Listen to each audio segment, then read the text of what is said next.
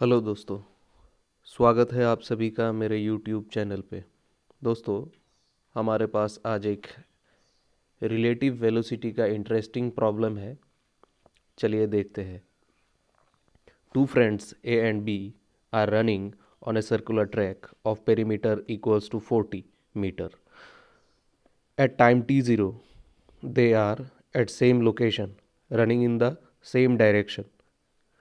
A is running slowly at a uniform speed of 4.5 km per hour, whereas B is running swiftly at a speed of 18 km per hour.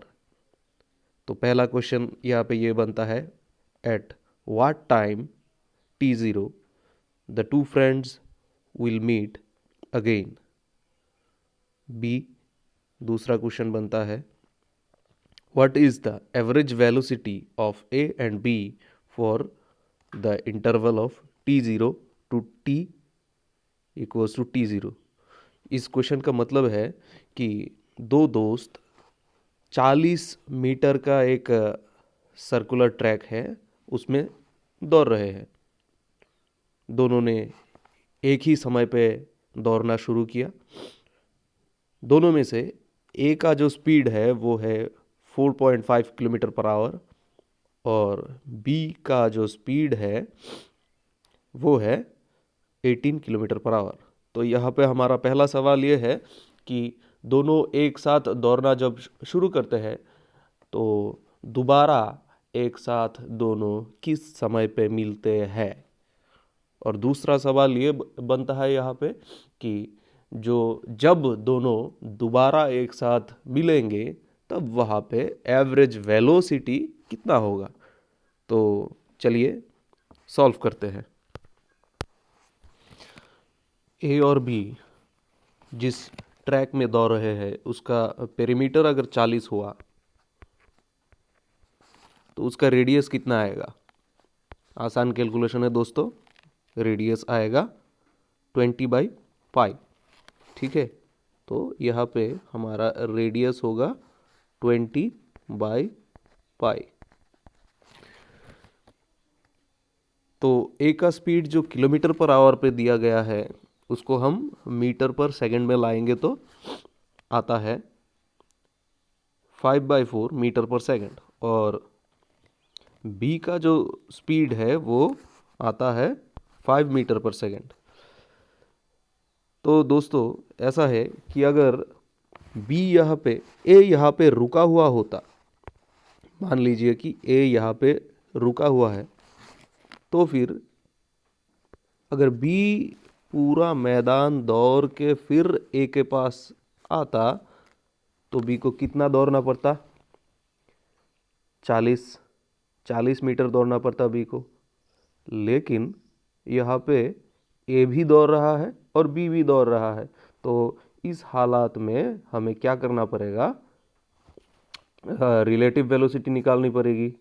किसका, B का relative velocity किसके respect में, ए के respect में।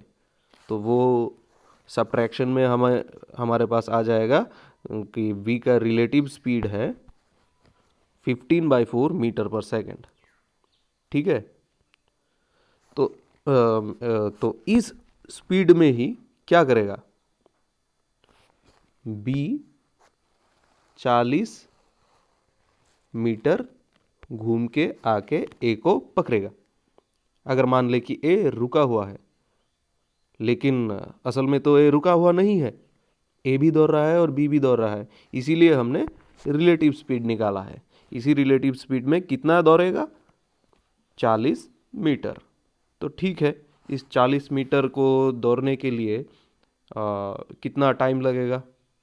अगर relative speed हुआ 15/4 तो फिर देखते हैं। हमें पता है कि time equals to distance by speed, तो हम ये कैलकुलेशन करके हमारे पास आंसर आता है 32/3, जो कि है हमारे पहला क्वेश्चन का आंसर।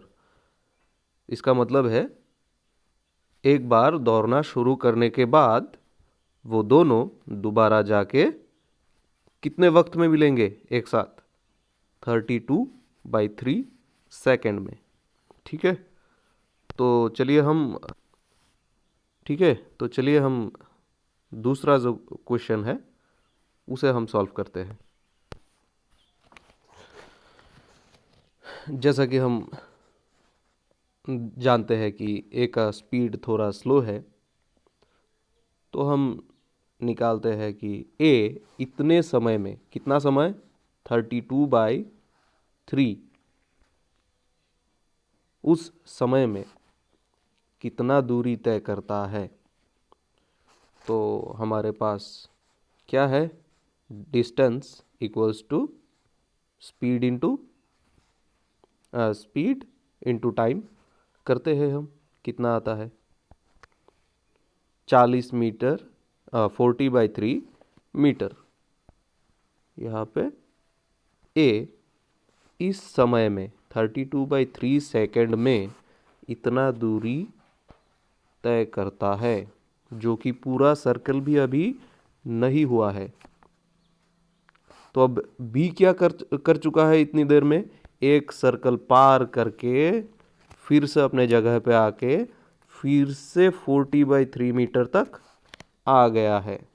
इसका मतलब क्या हुआ, इसका मतलब हुआ कि ए और बी अभी दोनों एक ही पोजीशन पे है। इसका मतलब ए का डिस्प्लेसमेंट जितना होगा, ये है ए का डिस्प्लेसमेंट, उतना ही डिस्प्लेसमेंट किसका होगा, बी का भी होगा। अगर डिस्प्लेसमेंट सेम हुआ तो एवरेज वेलोसिटी भी सेम ही आएगा। तो इसका क्या मतलब निकला, इसका मतलब यह निकला कि अगर हम ए का वेलोसिटी निकाल ले तो बी का भी निकल जाएगा। तो चलिए, हमें आर्क का जो फॉर्मूला है वो मेंसुरेशन में हम करते हैं ना, आर्क का फॉर्मूला से हम एंगल निकाल लेंगे। ये वाला एंगल थीटा कितना होता है, ये वाला एंगल, ये आर्क सेंटर के साथ कितना एंगल बनाता है, थीटा। वो थीटा हम ऐसे निकालेंगे, theta by 2 pi into 2 pi r equals to 40/3। इससे हमें थीटा क्या मिल जाएगा, थीटा मिल जाएगा ये 2 पाई/30, जिसका वैल्यू हम डिग्री में निकाले तो 120। और अगर थीटा का आधा हिस्सा अल्फा, जिसे हम अल्फा मान ले, तो अल्फा क्या होगा, 60। ये अल्फा हमारी क्या मदद करेगा, अल्फा हमारी मदद करेगा ये आधा डिस्टेंस नापने के लिए। आधा डिस्टेंस को अगर हम x मान ले तो x होगा r साइन अल्फा, या फिर r sine 60 degree. Sine 60 degree का वैल्यू आपको पता है √3/2 है, तो फिर आपको x मिल गया।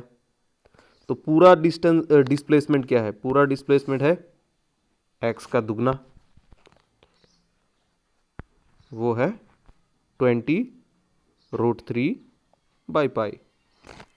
वो दोनों डिस्प्लेसमेंट किसका है, ए का भी डिस्प्लेसमेंट यही है और बी का भी डिस्प्लेसमेंट यही है।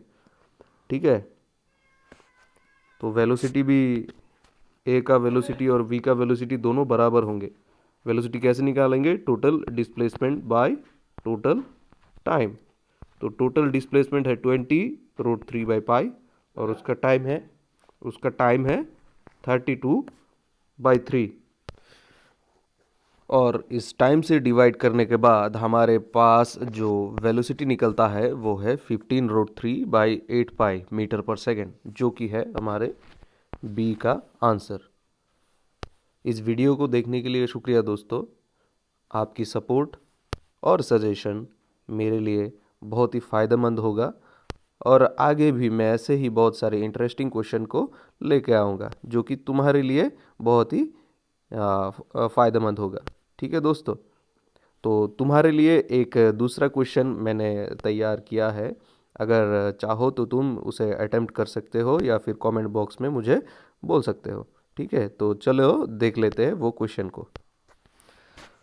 तो ये क्वेश्चन है तुम लोगों के लिए, अगर तुम चाहो तो तुम इसे सॉल्व करके आंसर मुझे कमेंट बॉक्स में लिख सकते हो। ये अगर चैलेंज के रूप में लेना चाहो तो ले सकते हो। इस वीडियो को देखने के लिए शुक्रिया।